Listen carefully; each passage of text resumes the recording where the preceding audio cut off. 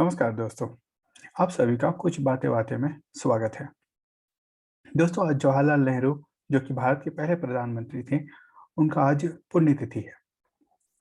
और आज के दिन जवाहरलाल नेहरू जी को याद किया जाता है भारत के पहले प्रधानमंत्री के तौर पे, और उन्होंने क्या क्या अच्छा किया, बुरा किया। दोस्तों, अच्छी चीजें तो सब आपको बताते हैं। कुछ ऐसी भी चीजें हैं जिससे कि भारत चाहता, या फिर भारत की आज की मांग है कि काश वो सारी चीजें उस समय पे जवाहरलाल नेहरू ने काफी अच्छे से हैंडल की होती।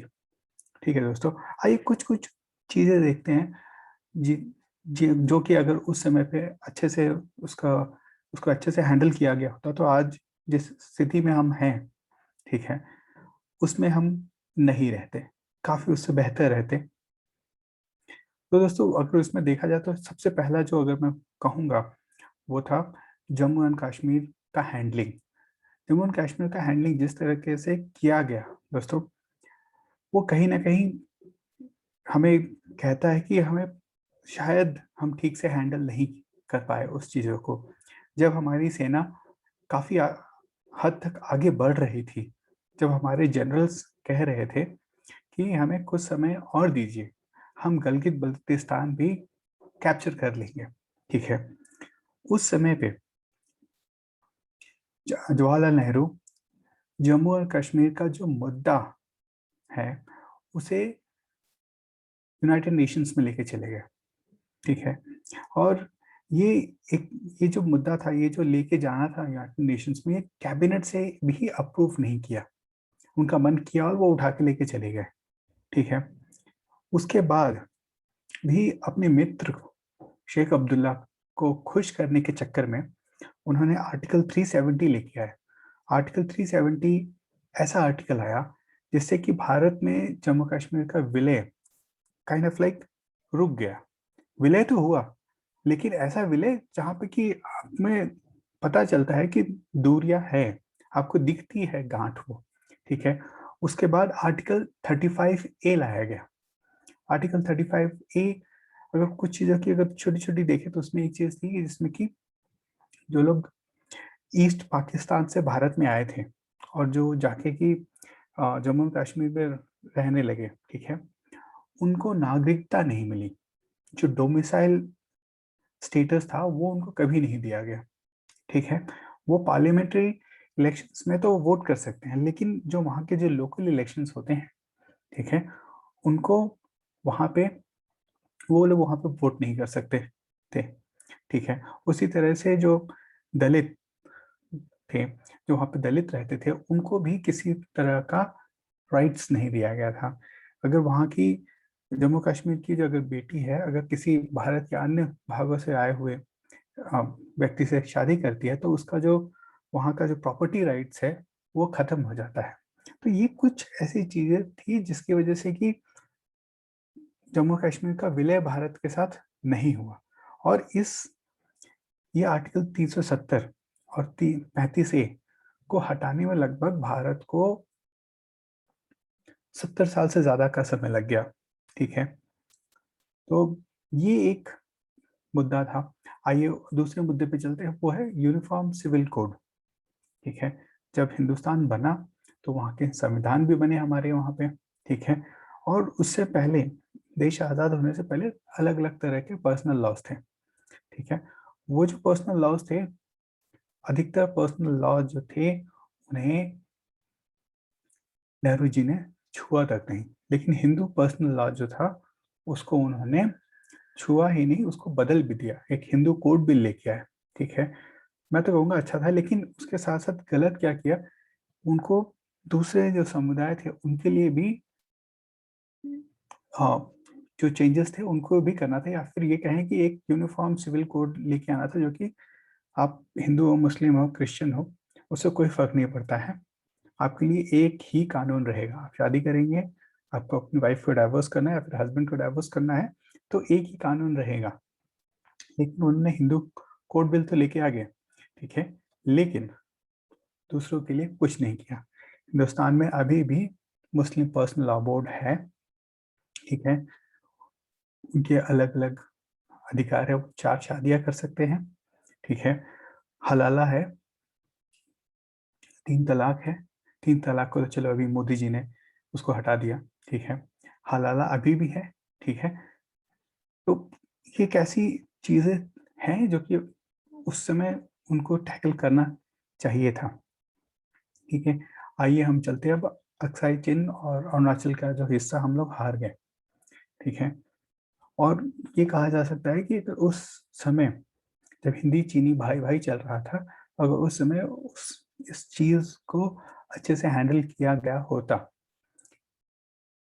तो आज जो स्थिति है जहाँ पे कि चाइना के पास अक्षय चिन्ह है, ठीक है, 1/3 एरिया ऑफ अरुणाचल प्रदेश उसके पास है, तो शायद आज हम वो चीज नहीं होता, वो लगभग हमारे पास होता। उन्होंने एग्रेसिव एग्रेसिव क्या बोलते हैं पोजीशन लिया अक्साई चिन्ह और इसके बारे में, ठीक है। लेकिन उन्होंने आर्मी को तो फॉरवर्ड पोजीशंस पे भेज दिया, लेकिन जिससे उनको लड़ना था, ठीक है, हथियार, ठंडे इलाकों में रहने का जो भी कपड़े होते हैं, चाहे जो भी चीज़ें होती हैं, उनको कभी मुहैया नहीं कराया गया। तो वो भी एक तरह से कंप्लीट फेलियर था, ठीक है।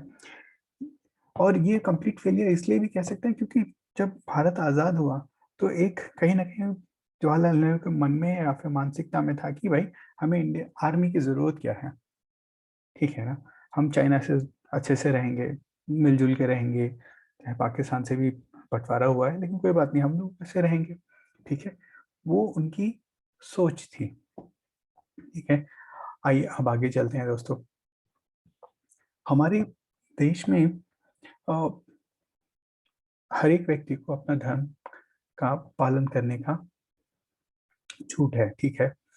और अगर आप इसको भी देखें, ठीक है, लेकिन अगर सिर्फ आप हिंदू धार्मिक स्थलों की बात आप जब करते हैं, ठीक है, तो हिंदुओं को कोई हिंदुओं के जो जो धार्मिक स्थल हैं, ठीक है, उनकी जो प्रॉपर्टी है चाहे जो भी है, वो सरकारी कब्जे में है। तो एक तरह से आप कहेंगे कि हम निकल तो गए वहां से, इंडिपेंडेंस तो मिल गया, लेकिन हिंदुओं के लिए तो सेम ही चीज रहा। जो पहले गोरे लोगों के पास हमारे जो एजुकेशन इंस्टीट्यूशन थे, जो भी थे, अब यहाँ पे आके ब्राउन लोगों को हो गया, और इन लोगों ने उसको जो भी है हिंदुओं के धार्मिक स्थल से जो भी पैसा आना है, जो कुछ भी है, वो एक तरह से बेसिकली जो भी एक किसी भी धर्म का जो धार्मिक स्थल होता है, वो उस धर्म को आगे बढ़ाने में काम करता है। लेकिन यहाँ पे हिंदुओं के जो हाथ थे उसको बांध के रख दिया गया, ऐसे ऐसे कानून बनाए, ठीक है। और फ्रीडम ऑफ स्पीच हम की बात जो करते हैं, ठीक है, नेहरू जी के अगेंस्ट में जो कोई भी बोलता था, ठीक है, उसको उन्होंने काइंड ऑफ लाइक पहला बिल लेके आए थे जो जिससे कि वो फ्रीडम ऑफ स्पीच को कर्व कर सके। और पार्लियामेंट में उन्होंने कहा था कि ये फ्रीडम ऑफ स्पीच से मुझे ज़्यादा तो फर्क नहीं पड़ता, लेकिन जो हमारे यंग माइंड है, ठीक है, उनको फर्क पड़ता है, ठीक है, और उनको गलत चीज़ें सिखाई जाती हैं। तो ये सारी चीज़ें हैं, और उसके ऊपर से और फिर उसके बाद एजुकेशन सिस्टम जो हमारा बनाया गया, ठीक है, एजुकेशन सिस्टम हमारे ऐसे इस्लामिस्टों के हाथ में दे दिया गया, ठीक है, जिन्होंने कि हमारे जो हीरोज थे, या फिर कहें कि वो जो जो मुगल थे, उनको जस्टिफाई करने में ही लगा दिया पूरा समय कि उनको किस तरह से उनका महिमा मंडन करना है, ठीक है। तो उसी में पूरा समय चला गया। तो ये सारी, और जो जिस तरह से एजुकेशन सिस्टम बना, उसमें जो एक हिंदू था, एक जो सनातनी था, वो अक्सर ये फील करता था कि भाई हम वो अपने आप से एक हीन भावना जो होती है, जो एजुकेशन सिस्टम बनी उसमें हिंदू अपने आप से एक तरह से उसको नफरत करने लगा, ठीक है। यहाँ पे कास्ट सिस्टम पढ़ाया जा रहा है जबकि यहाँ पर पास कास्ट सिस्टम नहीं था, ठीक है। या हमारे यहाँ पे वर्ण व्यवस्था थी, लेकिन हमें पढ़ाया गया कि कास्ट सिस्टम है, कास्ट सिस्टम है, कास्ट सिस्टम है, ठीक है। ऊंच नीच हमारे समाज में थी।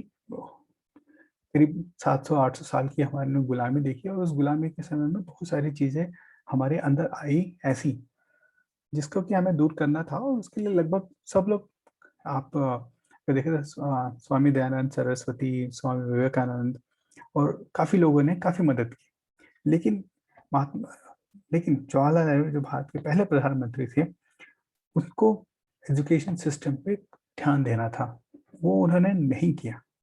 ठीक है। और आज जब इलेक्ट्रॉनिक एज आई है, जहाँ पे कि इंफॉर्मेशन जो है किसी भी चीज़ के बारे में वो अवेलेबल है अबेंडेंटली। ठीक है। तो आदमी जब आज एक जो हिंदू है आज का, जब वो पढ़ता है कि भाई हमें इतिहास में पढ़ाया जाता है, अधिकतर पूरा मुगलों के बारे में ही पढ़ाया जाता है, इंडो आर्यन और इंडो आर्यन या फिर आर्यन इन्वेजन थ्योरी हमें पढ़ाई जाती है। जब वो पढ़ता है, इस पर रिसर्च करता है, तो वो पाता है कि भाई एआईटी तो एक फॉल्स थ्योरी है। ठीक है। लेकिन आज भी जो उन्होंने उस समय में चालू किया था वो चलता रहा, और उससे क्या हुआ कि हमारे दक्षिण में एक काइंड ऑफ लाइक एक दरार पड़ गई, क्योंकि उसको कि पेरियार जैसे लोगों ने उसको अच्छे से यूज किया। तो एक साउथ में एक द्रविडियन पॉलिटिक्स चली। ठीक है। तो इस टाइप की चीजें काफी चली पूरे इतिहास में। अगर देखा है तो अधिकतर जगहों पे मुगलों का ही शासनकाल, उनको कैसे अच्छे से दिखाया जाए, चाहे वो आपकी ग्रेजुएशन हो, चाहे +2 प्लस ये सब हो, वो सब जगह पे मुगल मुगल ही चलते रहे। हमारे जो जिन लोगों ने इस देश की संस्कृति को बचाने के लिए लड़े, ठीक है, सभ्यता को बचाने के लिए लड़े, या फिर ऐसी ऐसी एम्पायर्स जो कि भारत में रही, जो कि 500 साल, 600 साल, 700 800 साल, ठीक है, चाहे वो आपकी साउथ की आ, चोला डायनेस्टी है थी, या फिर असम का ओम डायनेस्टी, ठीक है, और भी काफ़ी सारे डायनेस्टी थी। तो उनके बारे में एक पैराग्राफ आता था हमारी हिस्ट्री की बुक में। लेकिन अगर मुगलों का इतिहास देखा जाए तो भाई एक एक जो उनके जो एम्परर्स थे, चाहे वो बाबर हो, चाहे उसमें भाई कि उनके एक एक चैप्टर पढ़ाया गया हम लोगों को। ठीक है। तो ये कुछ ऐसी चीज़ें थी जहाँ पे कि वो चूक गए, और उसका नतीजा ये है कि आज भी हम लोग उस चीज़ को झेल रहे हैं। कम से कम ये तो कहीं कि अभी आज इंटरनेट आने से हर एक व्यक्ति आज जानता है, या फिर जानता नहीं है तो कम से कम उसको इंफॉर्मेशन मिल रही है। ठीक है ना। तो आई होप ये सारी चीज़ें अच्छे से हैंडल की गई होती तो काफ़ी अच्छा रहता। और काफ़ी सारी आज का भारत जो अ, अभी भी आज का जो भारत में काफ़ी हीनता का भाव है, अगर वो वेस्टर्न को देखता है, वेस्टर्न सभ्यता को देखता है, या फिर अगर हमारी सरकारें अभी भी पाकिस्तान से उलझी हुई हैं। क्यों भाई? क्योंकि वो उस समय का जो जम्मू एंड कश्मीर था, अभी भी वैसे ही फंसा हुआ है। ठीक है। आप चाइना पे अगर आप देखें तो चाइना अक्सर चीन में और अरुणाचल में अभी भी चाइना से परेशान है हिंदुस्तान। ठीक है। आ, जिस तरह का वातावरण था भारत के आज़ाद होने से पहले, खासकर इस्लामिक जो था, ठीक है, वो अब धीरे धीरे कहीं ना कहीं आज का जो हिंदुस्तानी है या फिर आज की जो सरकार है, उसे लगने लग गया है कि ये कहीं ना कहीं वापस तो नहीं आ रहा है, जो बंटवारे का था, अच्छा जो भी था। ठीक है। ये कहीं ना कहीं वापस तो नहीं आ रहा है। तो वो चीज़ें हैं। दूसरा है कि आज का जो युवा है वो पूछ रहा है, कहीं ना कहीं पूछता है कि भाई जब हिंदुस्तान आपने बनाया था, अ, जब बंटवारा हुआ था वो तो हिंदू और मुस्लिम के नाम पे हुआ था। ठीक है। तो आपने बंटवारा करने के बाद आपने उसको सेकुलर करके रख दिया वापस, तो उसका फायदा क्या हुआ भाई? हिंदुओं को तो उनका उनका आपने देश भी तोड़ दिया। ठीक है। और वापस से उसको सेकुलर भी बना दिया। और जिन लोगों ने इस बंटवारे के लिए किया था, वो यहाँ से वहां पे गए भी नहीं। आपने नेहरू लियाकत पैक्ट कर दिया, उसके हिसाब से उसके वजह से क्या हुआ कि जो यहाँ से लोग जाने थे, ठीक है, वो यहाँ से लोग गए भी नहीं। 3 से 4 करोड़ यहीं पे रह गए। ठीक है ना। और जो वहां से आने थे, ठीक है, वो आए नहीं। और जो वहां पे फंस गए, ठीक है, चाहे वो आप वेस्ट पाकिस्तान हो जो आज बांग्लादेश है, चाहे आपका ईस्ट पाकिस्तान हो, वहाँ पे उनको जो वहाँ पे जो हिंदू बच गए वहाँ पे रह के, जो यहाँ पे आ नहीं पाए लियाकत नेहरू पैक्ट के हिसाब से, ठीक है, वो तो बेचारे ना घर के हुए ना घाट के हुए, उनके लिए आज़ादी तो सबसे बड़ा श्राप हो गया। तो ये कुछ चीज़ें हैं जिन्हें कि शायद अ, नेहरू जी ने अच्छे से हैंडल नहीं किया। मैं तो ये मानता हूँ कि वो आज ये सारी की सारी चीज़ें नासूर बन गई हैं, ठीक है?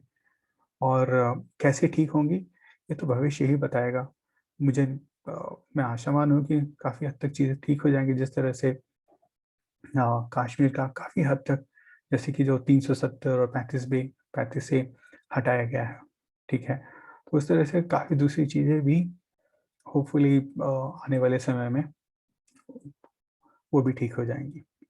तो दोस्तों, अगर आपको अ, अच्छा लगा है तो वीडियो तो कृपया लाइक करें, कमेंट करें और सब्सक्राइब करें।